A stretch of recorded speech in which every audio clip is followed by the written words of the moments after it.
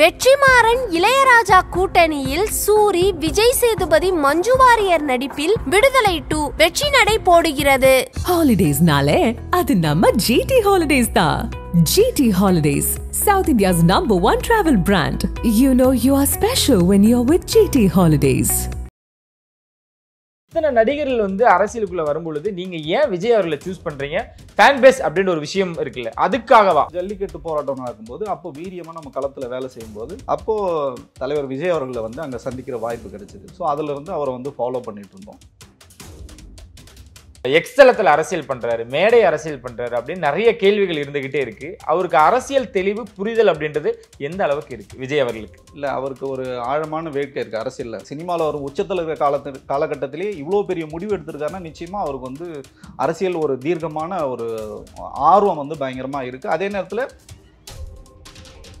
ஏன் வந்து உதவிகள் வந்து வர வச்சு கொடுத்தாங்கன்னா, அவர் போகணுன்னு விருப்பம் இருக்குது, காவல்துறை அனுமதி ஒன்று கொடுக்கல, எல்லாமே சாலை குறுகலான சாலை, இந்த மாதிரி எதுவும் அசம்பாவிதம் நடந்துடக்கூடாதுன்னு சொல்லிட்டு தான் நமக்கும் அதில் உடன்பாடு இல்லை. வர வச்சு கொடுத்ததில் தலைவருக்கும் சரி யாருக்குமே அதில் உடன்பாடு இல்லை. வேறு வழி இல்லாமல் நம்ம வந்து கொடுத்தோம். ஏன்னா அந்த மக்களுக்கு நம்ம வந்து சப்போர்ட் பண்ண வேண்டியிருக்கு, அவங்க கூட நிற்க வேண்டியதுக்காக தான் நம்ம கொடுத்த வேண்டி. வருங்காலங்களில் நிச்சயமாக களத்தில் இறங்கி தான் வந்து செய்வோம். ராமநாதபுரம் இஷ்யூ உங்களுக்கு தெரியும். விஜய் அவர்கள் ஒரு அறிக்கை மட்டுமே விட்டுக்கிட்டு இருக்காரு. என்ன நடந்துட்டு இருக்கு, கட்சிக்குள்ள என்ன நடந்துட்டு இருக்கு, நிர்வாகிக்குள்ள எப்படி இருந்துகிட்டு இருக்கு? இன்னும் வந்து முறைப்படி வந்து யாருக்கும் வந்து பதவிகள் வந்து அறிவிக்கப்படலை. புதியதாக வந்தவர்களை தாண்டி கட்சிக்கு உழைச்சவங்க, போஸ்டர் ஓட்டினவங்க, இவங்களுக்கு தான் வந்து முதல் மரியாதை சரி கட்சியில் பதவின்னு சொல்லியிருக்கிறதுனால கூடிய விரைவில் வந்து தலைமை வந்து இதை அதிகாரப்பூர்வமாக அறிவிப்பாங்க.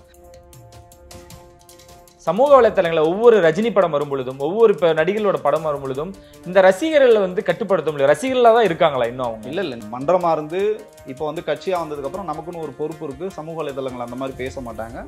பேசுகிறவங்க யாருன்னு உங்களுக்கும் தெரியும், எனக்கும் தெரியும். ஸோ அது வந்து தேவையில்லாத இவங்க வந்து இந்த கட்சி பேரை வந்து பயன்படுத்தி தப்பான நோக்கத்துக்காக பண்ணுறாங்க. பட் அதெல்லாம் வந்து இங்கே எடுபடாது.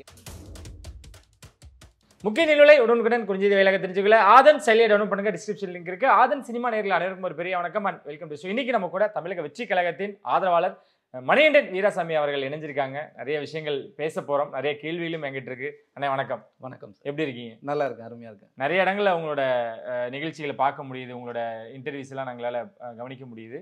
எங்கிருந்து நான் தொடங்கணும்னு விரும்புறேன்னா, செய்தி தொடர்பாளர்கள்னு 4-5 பேரை வந்து அவங்க நியமிச்சிருக்காங்க. அதையும் தாண்டி ஒருத்தர் பேசிக்கிட்டு இருக்காரு. அவர் என்ன தேவைக்காக பேசுறாரு, என்ன விஷயங்கள் பிடிச்சு பேசுறாரு அப்படின்ற கேள்வி எனக்கு ஆரம்பத்துல இருந்து இருந்துச்சு. எப்படி நீங்க இதுக்குள்ள வரீங்க? ஃபர்ஸ்ட் மக்கள் இயக்கமா இருக்கும் பொழுது இருந்தீங்களா? நீங்க என்ன பண்ணிக்கிட்டு இருக்கீங்க? எப்படி இந்த கட்சிக்குள்ள இணையினீங்க? வணக்கம். நான் பார்த்தீங்கன்னா நான் சொல்கிறது ஒரு 25 ஆண்டுகளுக்கு முன்னாடி, என்னோட 15 வயதில் இருக்கோம். நம்ம வந்து ஃபுல்லாகவே சமூக பணி தான், மரம் நடுறது, மக்கள் பணி செய்கிறது, இந்த மாதிரி வந்து நிறைய வேலைகள் வந்து செஞ்சுட்டு இருந்தோம். ஸோ அதுக்கப்புறம் பார்த்தீங்கன்னா நமக்கு வந்து ஒரு கல்லூரியெலாம் முடிச்சதுக்கப்புறம் பார்த்தீங்கன்னா நமக்கு ஒரு அரசியல் வந்து ஒரு தெளிவு வந்து ஏற்படுது. ஸோ நம்ம யாரை வந்து ஃபாலோ பண்ணோம், யார் இங்கே தலைவர், யார் மக்களுக்கான தலைவர், மக்களுக்கான பிரச்சனைகள் இங்கே வந்து எப்படி அணுகப்படுது அப்படின்ற கோணத்தில் நம்ம பார்க்கும்போது நம்மளோட தேடல் வந்து பெருசாக இருக்கும்போது நாங்கள் வந்து பார்த்திங்கன்னா பல்வேறு ஆளுமைகளை வந்து நாங்கள் வந்து தொடர்ச்சியாக ஃபாலோ பண்ணிடுறோம். உதாரணத்துக்கு பார்த்திங்கன்னா அப்துல் கலாம் ஐயா, அந்த மாதிரி நிறைய பேரை ஃபாலோ பண்ணிட்டு இருக்கும்போது திரு சகாயம் அவர்களை வந்து ஃபாலோ பண்ணி நாங்கள் வந்து வந்தோம். ஸோ அப்போது வந்து அதை வச்சு ஒரு மக்கள் மூமெண்ட், இது வந்து நாட்டு கட்சி கிடையாது, ஸோ அமைப்பாக நம்ம வந்து ஆரம்பித்து அப்படி பண்ணோம். நிறைய அந்த மக்கள் பாதைன்னு சொல்லிட்டு அந்த அமைப்பை ஸ்டார்ட் பண்ணி அது மூலமா மக்கள் பண்ணி நிறைய வந்து செஞ்சுட்டு இருந்தோம். ஸோ அப்படி இருக்கும்போது தான் ஜல்லிக்கட்டோட ஒன் ஆஃப் த ஒருங்கிணைப்பாளர் நான். ஸோ ஜல்லிக்கட்டு போராட்டம் நடக்கும்போது அப்போ வீரியமாக நம்ம களத்தில் வேலை செய்யும்போது அப்போது தலைவர் விஜய் அவர்களை வந்து அங்கே சந்திக்கிற வாய்ப்பு கிடைச்சிது. ஸோ அதில் இருந்து அவரை வந்து ஃபாலோ பண்ணிகிட்டு இருந்தோம். அதுக்கப்புறம் அவர் கட்சியாக ஆரம்பிக்கும் போது ஸோ அவர்கிட்ட வந்து இந்த மாதிரி மக்கள் விஷயங்கள் அவர் பேசும்போது சரி நம்மளும் இதில் வந்து இணைஞ்சு வேலை செய்யலாம்னு சொல்லிட்டு கட்சியாக வந்ததுக்கப்புறம் தான், அமைப்பாக இருக்கும்போது அவங்க வந்து மக்கள் இயக்கமாக இருக்கும்போது எதுவுமே வந்து இல்லை. ஆனால் அந்த தம்பிகள் வந்து நமக்கு வந்து தெரியும். ஸோ அவங்களோட நிறைய உதவிகளை நம்ம வந்து செஞ்சுருக்கோம். அவங்க மன்றமாக இருக்கும்போது சரி, அவங்க இயக்கமாக இருக்கும்போது நம்ம நிறைய உதவிகள் வந்து செஞ்சுருக்கோம். அவங்களோட ஏதாவது அவங்க நம்மக்கிட்ட ஏதாவது ஹெல்ப் கேட்டாங்கன்னா நம்ம பண்ணி தரோம். அந்த மாதிரி சூழலில் இருந்தோம். கட்சி வந்ததுக்கப்புறம் தான் ப்ராப்பராக கட்சிக்காக பேசணும். ஸோ ஊடகங்களில் பேசுறதுக்கு வந்து நம்ம வந்து ஒரு வலுவான கருத்தை எடுத்து சொல்றதுக்காக நம்ம வந்து பேசிட்டு இருக்கோம் எங்களுக்காக. ஓகே, நிறைய ஊடகங்கள் அவங்கள பார்க்க முடியுது, அதனால தான் இதெல்லாம் வைக்கிறேன். ஆனால் எனக்கு எங்கிருந்து கேள்வி தொடங்குது அப்படின்னா, ஜல்லிக்கட்டு அப்போ விஜய் அவர்களை சந்திக்கிற வாய்ப்பு எனக்கு கிடைச்சது அப்படின்னீங்க.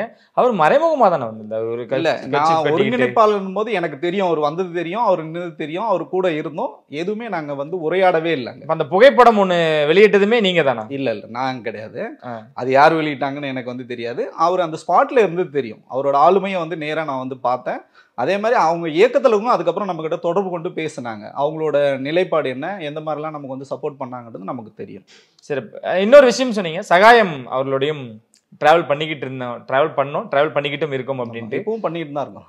அதான் அங்க நிறைய பேரோட கேள்வி என்னன்னா, விஜய் அவர்கள் சகாயம் அவர்கிட்ட இருந்தா நிறைய அறிவுரைகள் வாங்கிட்டு இருக்காங்க. அவரோட அறிவுறுத்தின்படி, அவரோட வழிகாட்டுதலின்படி தான் நிறைய விஷயங்கள் இயங்கிட்டு இருக்கு அப்படின்ற ஒரு விஷயம் தான். விரைவில் சகாயம் அவர்கள் விஜயோட இணைந்து பயணிக்க போறாரா? அது தலைமை வந்து முறைப்படி வந்து சொல்லுவாங்க. ஆனா 2 பேருக்குள்ள நல்ல ஒரு ஆரோக்கியமான நட்பு இருக்கு, நல்ல ஒரு புரிதல் இருக்காங்க. ஐயாவும் வந்து அவர்கிட்ட பேசுவாங்க, விஜய் சாரும் வந்து ஐயா கிட்ட வந்து பேசுவாங்க. நேர்ல சந்திச்சு நிறைய விஷயங்கள் பேசுற விஷயங்களும் இருக்கு. அத அப்போ அந்த சமூக வலைத்தளங்கள்ல பேசுறதெல்லாம் கிட்டத்தட்ட நாங்க உறுதின்னு எடுத்துக்கலாமா? உண்மையிலே மக்களுக்கு ஒரு நல்ல விஷயம் நடக்கணும்னா, இப்போ இவர் அரசியல்வாதியா இருக்காரு விஜய் சார். இப்போ முன்னாடி நடிகரா இருந்தா இப்ப அரசியல். இவர் வந்து பாத்தீங்கன்னா உங்களுக்கு வந்து நிர்வாகத்துல வந்து இருந்தாங்க. ஸோ நிர்வாகம் அரசியல் இங்க கலந்தா மட்டும்தான் மக்களுக்கு வந்து ஒரு விஷயங்கள் வந்து போய் சேரும்ன்றதுல அது வந்து மறுக்க முடியாத உண்மை. அதனால 2 பேரும் இணைஞ்சாங்கன்னா இது ஒரு மாபெரும் சக்தியா தான் இருக்கும். என்ன விஷயங்கள் பிடிச்சு உங்களுக்கு தமிழக வெற்றி கழகத்துல இணையறீங்கன்னு ஒரு கேள்வி எனக்கு தொடங்குது. ஏன்னா நீங்க நிறைய நடிகர்கள்ட்ட நாங்க பயணிச்சோம். நிறைய நடிகர்கள் தவிர நீங்க நிறைய பேர்த்திட்ட இருந்திருக்கலாம், அவங்ககிட்ட நிறைய விஷயங்கள் பார்த்துருக்கலாம். ஆனா சீமான் அவர்களா இருக்கட்டும், கமலஹாசன் அவர்களா இருக்கட்டும், ரஜினி அவர்கள் வரன்னு சொன்னாங்க. இருந்தாலும் அவரு வர முடியாத சூழல் ஏற்பட்டிருந்தாலும் கூட கார்த்திக் அவர்கள், டிஆர் அவர்கள், நிறைய நடிகர்கள், சரத்குமார் அவர்கள், நடிகர்கள் இருந்து நிறைய பேர் அரசியல்வாதிகளா இருந்திருக்காங்க. சீமான் அவர்கள் நிறைய இளைஞர் பட்டாளத்தை கையில வச்சிருக்காரு. இத்தனை நடிகர்கள் வந்து அரசியலுக்குள்ள வரும்பொழுது நீங்க ஏன் விஜய் அவர்களை சூஸ் பண்றீங்க? ஃபேன் பேஸ் அப்படின்ற ஒரு விஷயம் இருக்குல்ல, அதுக்காகவா அப்படின்ற ஒரு கேள்வியும் முக்கியமா ஒரு நபர் விட்டீங்க, கேப்டன் விஜயகாந்த். சரி, ஸோ எனக்கு ரொம்ப பிடிச்சதில்ல அவர் கேப்டன் விஜயகாந்த் அவர்கள். ஒரு நடிகராக அவரை நான் ரசித்தேன். எனக்கு சிறு வயதுலேருந்தே 2 பேரும் ரொம்ப பிடிக்கும். கேப்டன் விஜயகாந்த் அவர்கள் படங்கள் வந்து பிடிப்போம். அதுக்கப்புறம் பார்த்தீங்கன்னா திரு விஜய் அவர்கள் படம் வந்து ரொம்ப பிடிக்கும்.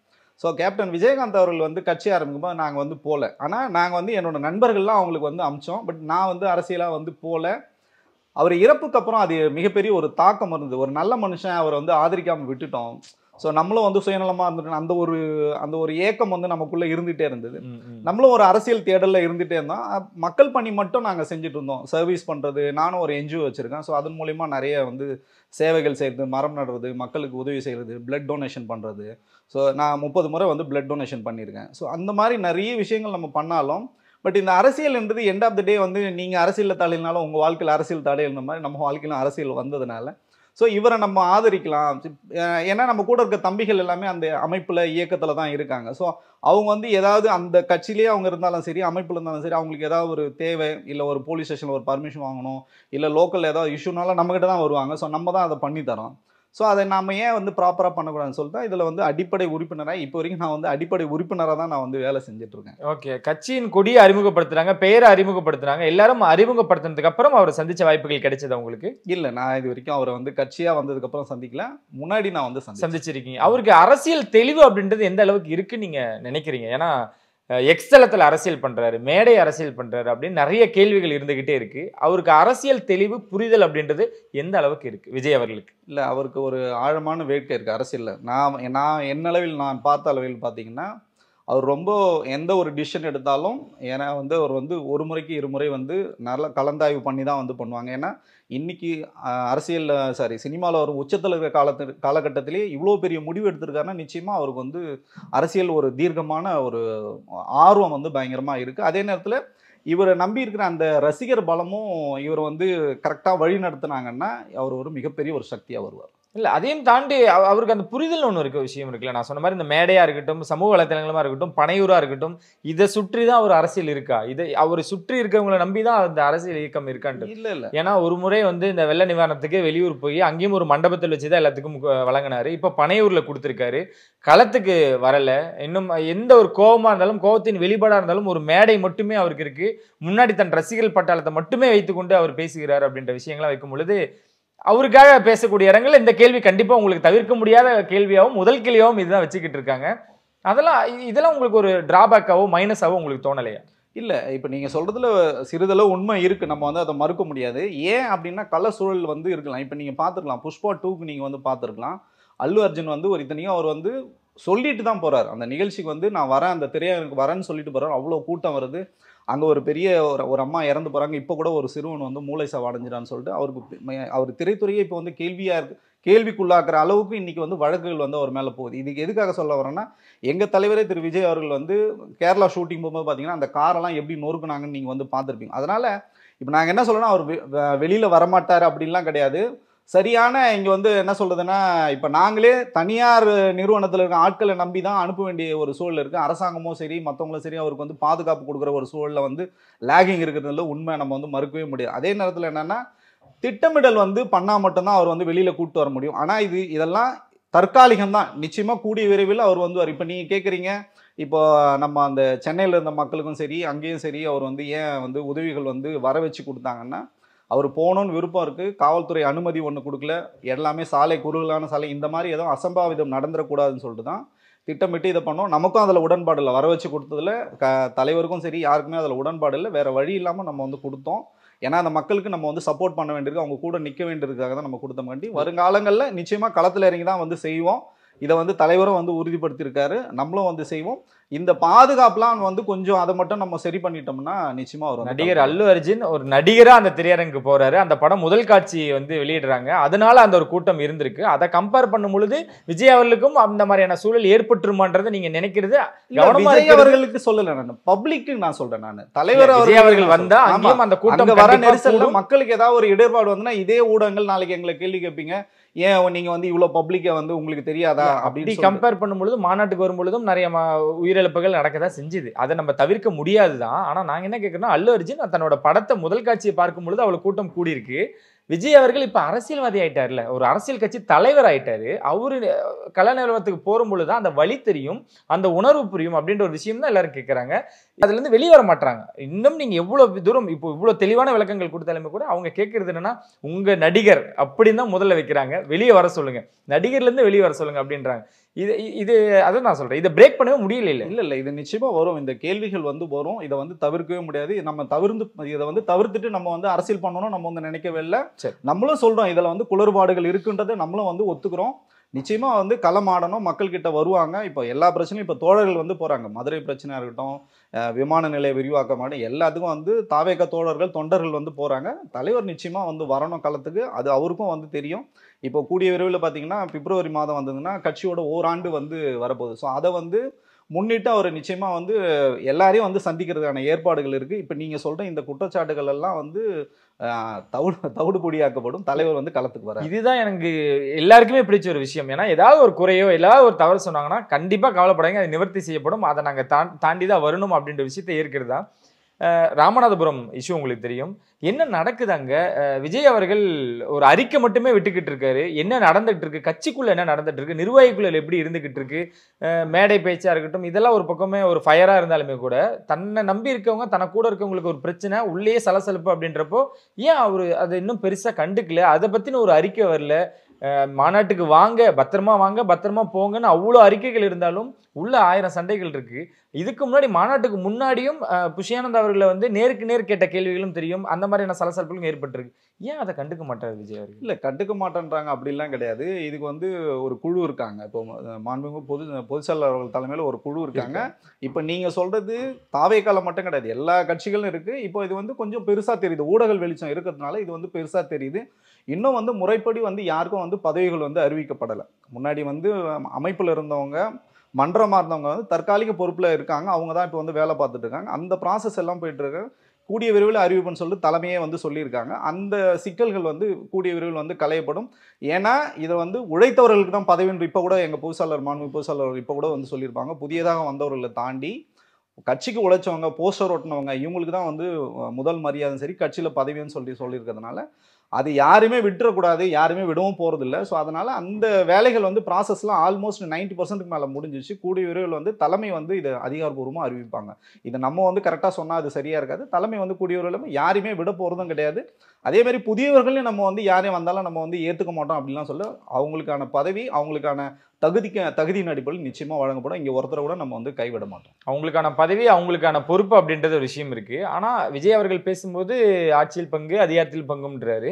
ஆனால் இவர் பேசும்பொழுது சைக்கிளில் போய் போஸ்ட் ஒட்டுறவங்களுக்கு தான் முதல் அங்கீகாரம், அவங்களுக்கு தான் பதவி, அதாவது அவங்களுக்கு தான் போஸ்டிங் அப்படின்னு விஷயம் சொல்றாரு. அப்படின்றப்போ இங்க ஒரு முரண்பட்ட கருத்துக்கள் வருதோ? இல்ல இதுல எந்த முரணும் இல்ல. இப்ப இது பாத்தீங்கன்னா கட்சியில வந்து வேலை செய்ய போறவங்க இவங்க தான், அமைப்புல இருந்தவங்க தான் கட்சியில வந்து வேலை செய்வாங்க. இவர் தலைவர் சொல்றது பாத்தீங்கன்னா கூட்டணி கட்சிகள் வரவங்கள நம்ம நம்பி வரவங்கள, இப்போ வந்து அவர் சொல்றது வந்து எலெக்ஷனுக்காக அவர் சொல்றாரு, இவர் வந்து கட்சிக்காக சொல்றாரு. கட்சியோட பேசிக்கான விஷயங்கள் பொதுச் செயலாளர் அவர்கள் சொல்றது. இவர் பாத்தீங்கன்னா ஆட்சியில் பங்கு அதிகாரம் பங்குன்னு சொல்றது பாத்தீங்கன்னா நம்மள நம்பி வராங்க இல்லைங்களா கூட்டணி கட்சிகள். இப்ப பாத்தீங்கன்னா திமுகலே பாத்தீங்கன்னா அண்ணன் வேல்முருகன் அவர்கள் வந்து பயங்கரமான பிரச்சனைகள் வந்து போயிட்டு இருக்கு.